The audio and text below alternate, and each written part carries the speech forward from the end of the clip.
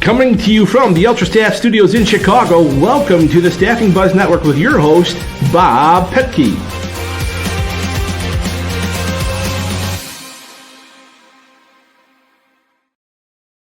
Hello, loyal listeners, and welcome back to the Staffing Buzz Network. And if you're tuning in for the first time, make sure you follow us. My name is Bob Petke. I am the Chief Sales Officer here. Our company is called Automated Business Designs. We have an ATS platform called Ultra Staff Edge.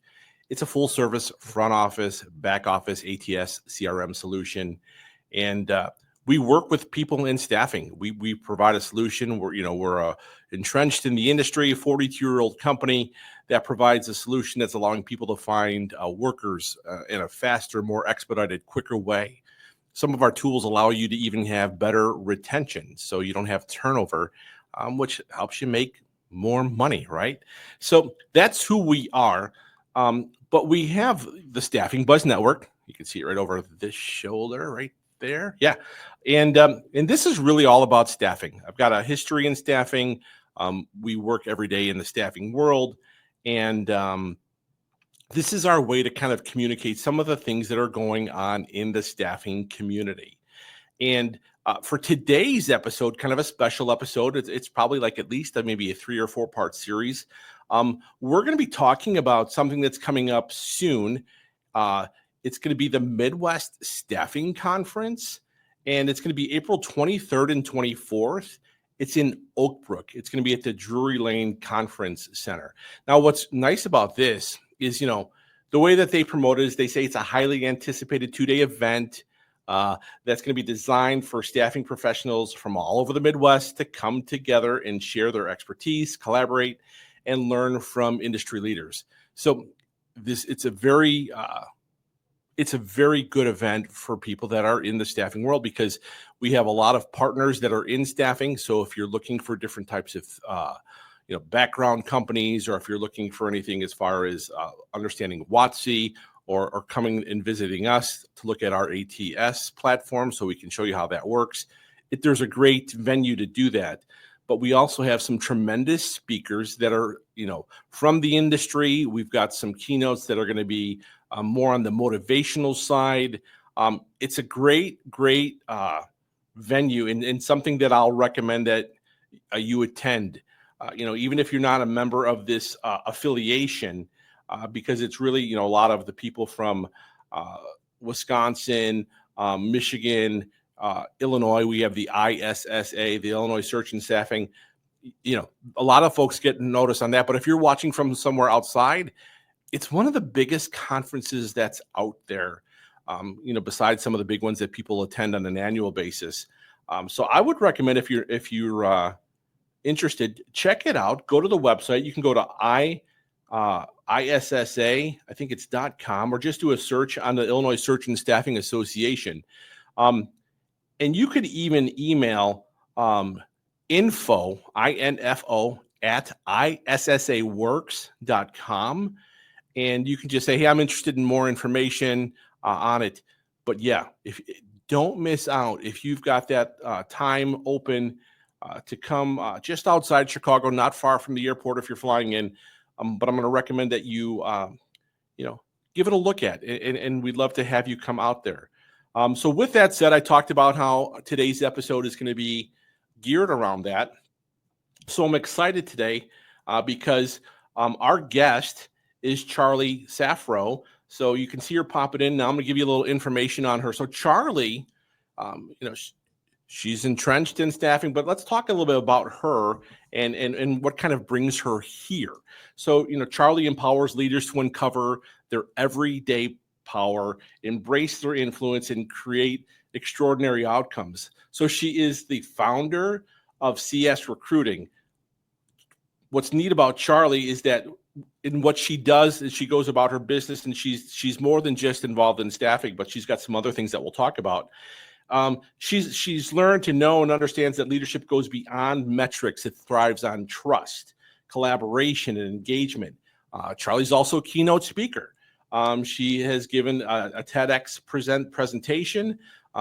She's a thought leader. She inspires audiences to make a difference and foster cultures Charlie, did I name everything? I think you got most of it. Okay. I am a mom of 3 boys, and now I feel guilty that like that never comes up, and that's probably my biggest pride and joy. But yes, I think you got most of my professional accomplishments. Thank you, Bob. So CS Recruiting, you founded that. What does the CS stand for? Good question. So it's interesting because my husband's name is Chad, and we both work in the logistics industry. A lot of people assumed CS was for him, and it was his company, but it was actually for my initials. I started the business back in 2010. Actually, funny story. If anyone's ever considering entrepreneurship or starting something up, I advise to really, really think hard about the name. Like naming a business is just like naming a child. So when I first went out there, I didn't know what to call my company. I wasn't even planning on building a company. So I just called it Charlie Saffro Recruiting because that's what I did.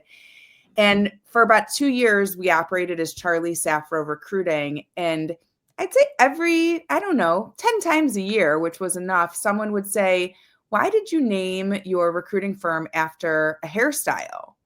And I would be like, at the beginning, I was like, what do you mean? And they're like, is it Charlie's Afro? Like, why Charlie's Afro recruiting firm? And so, like, it was just a really big wake up call. And, you know, it took some finagling, changing the logo, getting a new domain, but we are officially CS Recruiting. That represents my name, but better than representing a hairstyle. Okay, so this part of our conversation, because we talked offline, and I wanted to make sure that I was pronouncing your name right, and I said Saffro, like Afro, and you kind of had a little grin on your face. And now, as I ask you that to confirm that, it all makes sense. Right. I love that. Yeah, and this is 2010. I don't know if people would even be bold enough to ask me that question these days, but yeah, it woke us up. I bet. So, Charlie, we'll talk a little bit about, you know, you're going to be at the Midwest Staffing Conference. People are going to want to listen to somebody who's been in the industry and done some things and, and seen some success in that. But there's also another side of you, right? Where you're spending some time and, you've kind of branched out on the horizon a little bit. And like I said, you've got your TEDx, you've done keynote. And in part, it's why we want you here. We feel that, the Midwest Staffing Conference is a great venue for you to share your message. And as we talked a little bit and just kind of looking at some of the things that you've talked about, there are some things that you hit on. When I looked at some bullet points here that are related to you, one of the things that comes up is like you talk about authentic leadership and empowerment. You talk about building culture in a workplace, recruiting and talent branding, a mindless and self-care for leaders, empowering women in the workforce. I'm going to hit on some of these here as we go. I think that some of these in the world and the space and the place that we are today are, because the world today does not look like it did. We can go back 4 years ago to, an incident that happened across the globe, but even further back, it's just a different culture. Different groups come up, millennials and Gen Z and Gen X and everyone in between. But you talk about authentic leadership and empowerment. It's part of your message. So talk to me a little bit about what you see when it comes to leadership and being authentic. I'm interested to get your take on that. Yeah.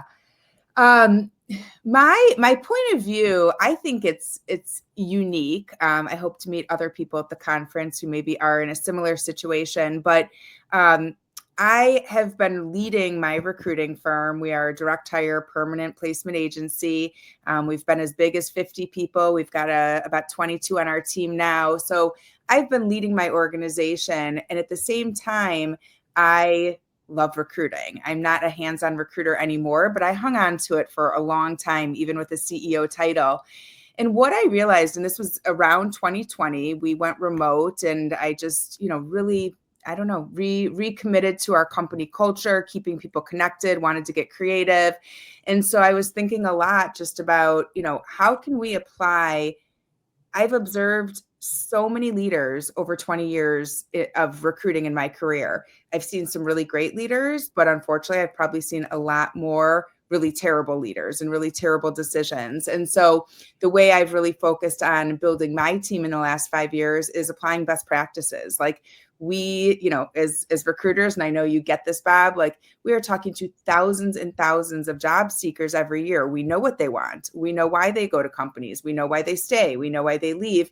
And just picking up these tidbits and really thinking about my team and how can I humanize my environment. And it's not perfect, but that's really been my mission, is to just take everything I've observed and apply it. And then where you're talking about kind of like a turning point was, oh, now it's working. How do I go share it? How do I take this information and spread it? And that's part of the passion I have for speaking and sharing the message. Yeah. And right along with that, what comes to mind is building a working, culture and a workplace culture. It comes up, it's a key word, right? It's a hot topic word. It means different things to different people, I think. But at the end, everybody, they say oftentimes people, one of the most common reasons people leave their positions is because of the culture. So talk to me about how you see culture fitting in and fostering it, and what the importance and relevance that you've seen, and how you deliver what's part of that in your message. Yeah. And I'll go back and answer the question you asked before that I kind of skipped over about authenticity. Because I think they go hand in hand. Yeah. So I think what's really interesting about company culture is it has to start somewhere. So if you look at these huge companies today, or even companies, you guys have been around how long? 40 some years? Yes. Like it is not the same as it was. And I'm going to guess when your owner started the company, the culture was a reflection of them and their values and what was important to them personally and professionally. And that's really how I started this business. And being a woman in a male-dominated industry, there were many times where I was told I was too nice. I was told I was too empathetic. I was told, I'm never going to be able to hold people accountable with such a friendly face. And that is authentic to me, is to be a kind person. And I'm not saying it's because I'm a woman, but what I've really learned is like, if I can be my most authentic feminine self when that is appropriate, and then also, lean into some of the masculine qualities that I've observed that I also possess, that's who I want to be as a leader. And I'm not going to let anyone tell me that I need to be more masculine just because I'm surrounded by men. Okay. Really just encouraging, like, show up as who you are. I mean, I am the boss and I always have, but I wear ripped jeans and sneakers, and you're going to see me in a baseball hat. And like, if you have purple hair or green nails, I don't care. Get your job done. I hired you because I trust you. And that's just kind of what I stand for and try and spread, is like, employees are humans. That's the bottom line. Okay. So just to demonstrate that I'm a sales guy and I'm a guy, you talked about a baseball hat. We're in the Chicago area. Are you a baseball fan, and do you have a favorite team? I do, but based on the color of your shirt, I'm not sure if I should tell you. I don't know if we're going to align here, Bob. She's a Cub fan. Yeah, They're everywhere. I know. I I know. know. I had a feeling. Are you a Southsider? I'm South Side. Yes. Yeah, I got a diehard. And my husband has waited his entire life for those Cubs to win that World Series, and he was at that game. And now he can appreciate White Sox because his team has done what they needed to do in his life. There's no need to be politically correct here. You showed your colors, so. Yeah. All right, moving on. But right, so yeah, being authentic, and I think that goes hand in hand, with culture, is because some people think pizza parties alone are going to do it, Mm-hmm. or special events, or talk to me more about that, because I know it's one of your bullet points. Talk about building that workplace culture. Yeah. So I think, again, I'm not saying that the way I did it is the template for success, but I think there's a lot to learn from this idea of culture starting out as something that's default. It's just what the owner or original leadership team really spreads into the company, or is a culture really designed? And so when I went out to hire my very first employee, her name is Beth. She's actually our COO today, 13 years later, which is wild. But I had 3 kids under the age of 4, and I had no business starting a business. But the service I was offering as a side hustle just had a high demand. I had a lot of opportunities. So it was a moment where I was like, I can't just wait till my kids are 2 years older. I'm going to seize this now and get some help. And so I hired Beth. She lived in the city. I promised her at our first interview that the day she started, I would get business cards and an office. Like, I didn't even have an office. And so got an office close to my house in the suburbs. And then she started commuting a couple weeks in, and it was just brutal for her. And, she's taking a train to a bus and then walking. And I wasn't even there on Wednesday mornings or Thursday afternoons because I'm driving carpools or I'm volunteering at my kids' preschool. And don't get me wrong, I worked more than 40 hours a week, but I did it on my mom schedule that first year. Right. So the point of my story, Bob, is that my schedule ended up becoming part of our culture. And the deal I made with Beth was, why don't you come in 3 days a week and I will commit to being here those 3 days. And the other 2 days, you know where to find me and we'll reconvene back in the office. And that was 13 years ago. And even up until the pandemic, we still had that policy for every employee. After you were trained, you got 3 days at home. So we were hybrid before anyone even talked about hybrid. But when I think back why, it was because it was important to me. It was important to me to have freedom and flexibility and to work when I was best.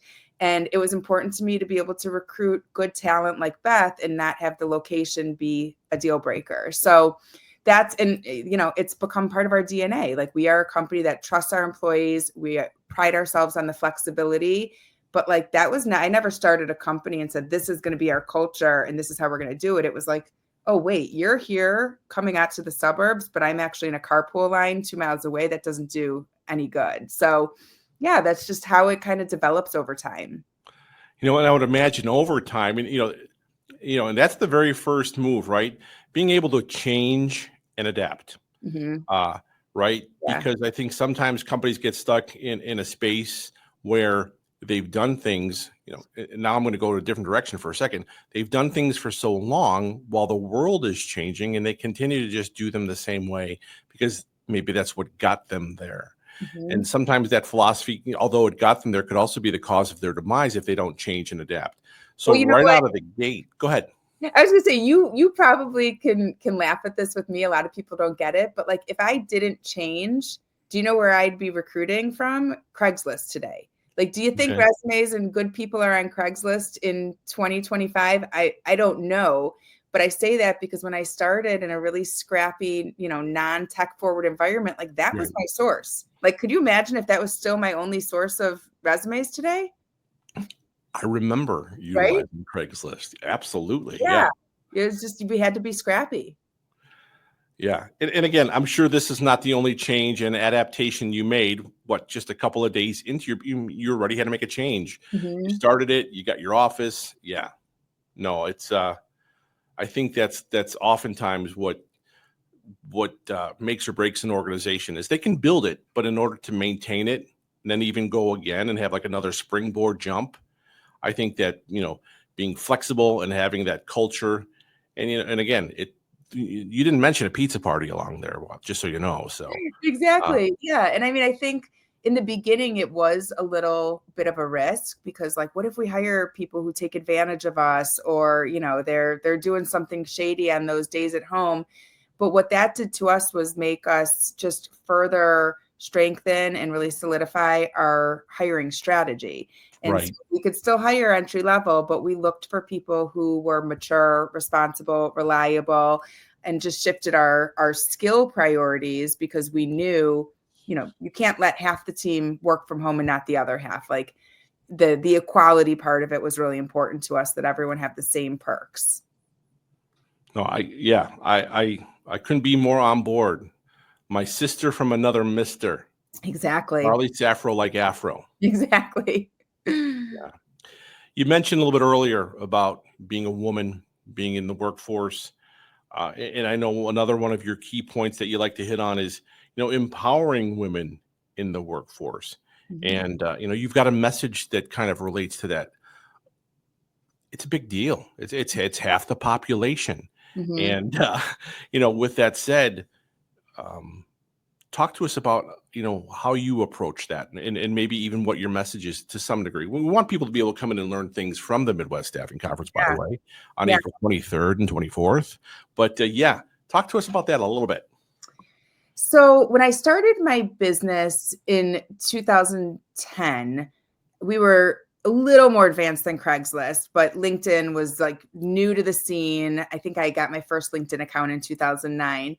My point is, when my business went from a side hustle to like a real business and started making that effort and, reaching out to prospects and really focused on the business development, what I realized is that I truly believe I landed a lot of meetings because the recipient thought I was a man. So my given name is Charlie, another name story for you, but my given name is Charlie, and I would write them an email. I saw you were hiring, we could help you find a perfect fit. Do you want to chat? They would respond, dear Mr. Saffro, yes, let's chat. And then I just didn't correct them. Like, I never lied, but I was just like, okay, sounds good. Thursday at 2. Best regards, Charlie, with like a smiley face emoji and 100 exclamation points. And when I would walk into these meetings or show up on the phone or on a Zoom, always surprised. Like, they never, ever picked it up until LinkedIn became the thing you cross-reference immediately, or my picture started appearing in my Gmail. But I really believe, and I hate saying this, but I don't think I'd be where I am today if my name was Jessica. Like, I hate to say it, but I do think my name, it was like, oh, a man recruiter, he knows what he's doing. Like, he can get in here and be rough and tough with us. And then I just had a chance when I met these people to really like throw them for a loop by being a feminine female. Like what we talked about before, it was like, I'm not going to, you were the one who misjudged me or made an assumption, but like, I can still do everything you thought I could do as a woman, maybe even better or in a different way, because I have this, a softer or more empathetic approach to me. Right. No, I think that it's on point. I understand it. I've seen it myself. Mm-hmm. I have seen, I've seen, um, for lack of a better word, the challenge that can happen when somebody comes in, and it's in a world that might be dominated on the male side of things. So, um, it's a good recipe. And yeah, maybe good, very fortunate. You seem like a talented person. I know you are. You might underestimate yourself, Jessica. Thank you. But no, I think that, Yeah. you've got it going on. So, And it's um, something I had to reflect on. Like we talked about names in the beginning, like I did not like my name growing up. I always stood out. I hated the attention. And then I feel like I was like, oh, okay, I see. I see how I can use this to my professional advantage. So yeah, I think like what I would tell my younger self now is like stand out whenever you can. You don't want to fit in. But that was a mindset shift for me as a professional. I think it's a cool name. Thanks. Absolutely. Um, but you otherwise would have wanted to been Jessica. That's because that was the first thing you went with. Well, but I know because everyone is like, it's what is it, Charlene or Charlotte? And then I say neither. And then they're like, oh, Charles, or is it Chuck? No, no, no. Like my name is Charlie. That's it. Just Charlie. My parents were hippies. Let it go. That's hilarious. Let's go into staffing, a little change of gears, a little swing here. And you've demonstrated that you are successful. You've built something from a side hustle into a thriving, surviving organization. When it comes to the staffing world, what do you think is the biggest misconception that hiring teams will have about a candidate experience per se? Hmm. Um, I think you mentioned this at the beginning of this conversation, and I think AI is going to get really interesting from a generational standpoint. And so I'll share an example. LinkedIn is coming out with this like AI recruiting assistant. I don't know if, the listeners see it because it's a beta, but their whole thing is I can send you a DM. Hey, Bob, I have a job for you. if you don't respond, then 2 days later, I can schedule my assistant to nudge you. But it would say, hey, Bob, this is now Charlie's AI recruiting assistant. She wanted me to remind you that she still wants to talk.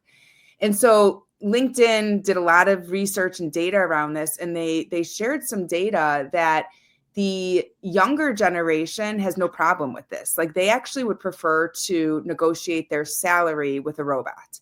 Like, they were like, I ended up exactly where I thought I would. I would have ended up at the same place with the humans. So let me just take the anxiety out of it and, play ball with this robot. But the older generation got so, I shouldn't say older. I want to be very clear to the listeners. I am the older generation. So I fall right in there. But they're turned off by it. Like, oh, so I'm good enough for you to reach out to once, but just because I didn't respond, now you have your robot chasing me. Like, and that's when they delete they block me. They, disconnect with me. They don't have any respect for my company. And so I think that is going to be a big shift, is like, you have to determine what's important to your audience, and our audience, some of the audience is going to retire, and we don't even know who's coming in yet and what these, new skills will possess. So I think it's going to be very interesting to see how this all shifts, and the candidate experience. I mean, that it goes right back to that. You see so many automated interviews happening right now. Like, I don't know about you, Bob, but like, I wouldn't accept a job without talking to a human.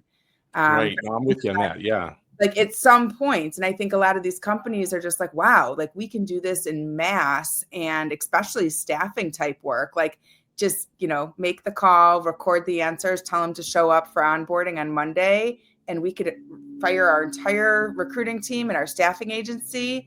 And I'm here to argue that that is not true. Like, you will still need the human recruiter, the human talent advisor, as far as I can see. It's funny because this has come up on other podcasts of the Staffing Buzz Network. Make sure you subscribe now. And I am of that older generation. I'm with you. And I am always going to think, and you alluded to it. I think staffing is forever. And maybe someday they'll go to the archives and find this.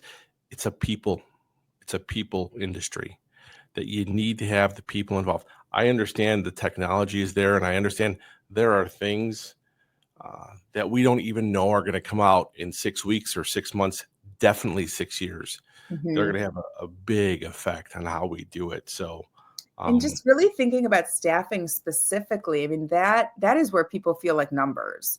Like, that forklift driver or that, unloader, like, they are the ones who feel like they're a cog in a machine, and they could leave tomorrow and no one would notice. And so when you talk about the employee experience, it's like that little touch of human connection could be the reason that individual stays or brings over their friends or accepts the opportunity in the first place. So there's so much to think about, and it's a lot's going to change, and there's a lot of variables.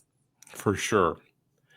Another little change in gears when it comes to recruiting and filling jobs, there were times in history, maybe even in your history, where instead of being a recruiter, you were an order taker. In other words, you had so many people that were looking for work, hungry for the job, had the talent. Somebody would call in and say, I need this person to do this job. You could go to a database, or going way back to a Rolodex, and you could find somebody. And, that has shifted, and maybe one day we'll get that again. Would be great. But as of now, people have to show up and actually recruit. They're not just filling jobs. In other words, they're shaping the careers of these folks. What do you think is one way that recruiters can reframe their role and make that deeper impact? Not only just instead of being an order taker to a recruiter, but even shaping the careers of some of the folks that they work with. What's your thoughts on that? Yeah, I think recruiting is very misunderstood, because I think there are a lot of candidates out there, so active or passive job seekers, that think either one, that they would pay a recruiter to represent them, which is not our model. Like we are being paid by the hiring company, or they think that just because a recruiter reached out to them for one job with one company, that that recruiter now owes them something. Like now you have to get me a job. And I mean, I think that we are very, very big on candidate advocacy and really pushing for that candidate. But I think a lot of that also just is misunderstood, and people really need to understand, like, this is what a recruiter does. And it's those little things. It's closing the loop. It's not ghosting them. I mean, we really encourage our team. How many times do we not hear back from a client? Like, it's not a reflection of us. We're trying. They signed our contract, I swear, but like they're ignoring our emails. They won't give us feedback on your interview. And instead of just like not responding or lying, like, this is where we're at. And if that turns the candidate off from us or from the hiring company, like, it's the truth, and we owe them that transparency. And I think those are the candidates that remember recruiters. Like, oh yeah, she didn't get me the job, but I just remember, like, she was the only one that actually like closed the loop or told me why I was rejected or cared enough to hunt down that hiring manager for feedback. So it's simple stuff, Bob. Like, it's not doing nothing. It's doing a little something. Right. Charlie, I'm in our last segment, and I call this segment Prove Bob Wrong. Ooh, love it. Let's do it. I am of the belief, for my staffing brethren, because remember, I told you offline, this is the world I've lived in for years. Mm-hmm. Bought houses, paid bills, put kids through college because of the blood, sweat, and tears that I put into the industry and finding people jobs. Oh, yeah. I'm going to share my premise, and you're going to, if you can, prove me wrong. Uh-huh. I believe that in staffing, you didn't choose staffing. Staffing chose you. In other words, when you were little, you didn't play staffing with your siblings or friends down the street. You didn't put people on assignments and then get mad when they didn't show up for work. You didn't study it in high school. You didn't study it in college. But somewhere, somehow along the way, staffing reached up and grabbed you and brought you into the industry. I could be wrong. This is your chance to prove me wrong. So my question to you is, Charlie Saffro, how did you get into staffing? I'll prove you wrong. I don't disagree with what you said, but I did. Be prepared for a counter. Go. Okay, I did fall into the industry, but when I look back, it was what I was supposed to do. And the reason I know that is because I've always been a connector. And I mean, Bob, when we hopped on the phone this morning, you told me where your office is. Like, the first thing I start throwing out are like restaurant recommendations. I didn't introduce you to a person, but I'm like, ooh, let's see, I know something about you now, and I want to help you. And when you go to that restaurant, even though you've already been there many times, like, you're going to think of me and be like, wow, that was a great recommendation. And she didn't have to even mention that. And that's a connector. I mean, I am the person who I probably staffed my entire neighborhood with nannies when I had my first kid, because I had a nanny. And then everyone's like, does your nanny have friends? I didn't make money. It was just, I'm a natural connector, and I love to like pay it forward and share interesting people with interesting people and interesting information with interesting people. So that's my counter, is anyone you haven't proved me wrong. I want to know how you stumbled into it. I want to know how you find it. This is serious stuff that we're talking about here. I made it up, honestly. I was in advertising for a few years out of college. My husband was in the logistics industry, and he left his corporate job, started a technology company. I had my first son. I went back to my advertising job. It was a grind. And I said to my husband, like, you don't even have to pay me. I just don't want to stay at home. Like, let's figure out a way for me to help you grow the business. So for the first probably 2 or 3 months, like, I was an office manager. I stapled papers, I got coffee, and I was loving it because it was just different from what I'd been doing. And then they brought in a partner, and this is 2006, who really had big growth plans. And the first thing the partner said is, okay, we need to hire, and who here is going to do it? And I was the one available resource. And so I raised my hand. I said, I've never recruited a person. I've never been interviewed, but like, I bet I could figure it out. And then that goes back to the Craigslist days and the days where I would, make a flyer with my name and number on the bottom so people could just rip it off a tear sheet at a Dunkin' Donuts. And that's why I say I made it up. I don't think I'm the first person to staff or recruit, but like, I knew at that moment that I had no resources available, no budget, but I needed to help them find 100 entry-level employees. And at this point, I'm already in my 30s, so I have no network. Where are these people? What would I do if I was looking for a job? Where would I be? What would I pay attention to? So that's how I fell into it. Like I say I made it up, but like I did, and then I adapted. LinkedIn came out. I saw value. I invested time and energy in it, and money. But yeah, it's that adaptation and just constantly like, what would they do? There's got to be a solution. So let me see in summary, if I could still prove you wrong. So you're in this logistics company, and the staffing gods send this new boss in who says, I need somebody who can help me staff. Mm-hmm. No, you didn't, right? Mm-hmm. And they said to Charlie, you raised your hand and said, okay. So maybe it's a draw on this one. Maybe it's a draw. Yeah, it was like, I could do this. That sounds fun, Yeah. Helping people find their dream jobs. I also believed in the company, and that's another perspective. It was my husband's company. It was our future. And so like, I'm going to show up and hire the best people. I'm not just doing this to clock out at 5 p.m. And I think having that like fire behind you and just that actual genuine, support for the organization you're recruiting for makes a big difference. No, it's great. And, I think, you reap what you sow, and the fact that you've gotten here and you've built your company to where it is, and you ventured off into being able to make these connections with other people, and really you're paying it forward, right? Mm-hmm.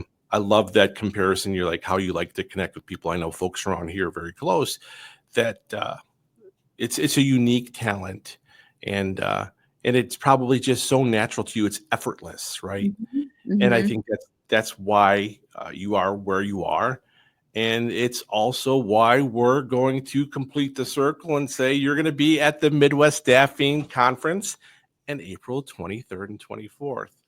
So, Charlie, any parting words before we send you on your way?